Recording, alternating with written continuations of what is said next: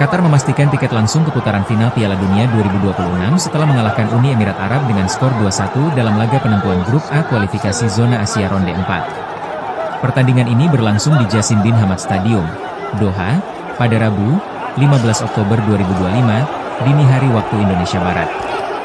Gol-gol kemenangan Qatar dicetak oleh Boualem Houhi pada menit ke-49 dan Pedro Miguel di menit ke-74. Uni Emirat Arab sempat memperkecil kedudukan melalui Sultan Adil Al-Amiri di masa tambahan waktu, 98, tapi gol tersebut tidak cukup mengubah hasil akhir.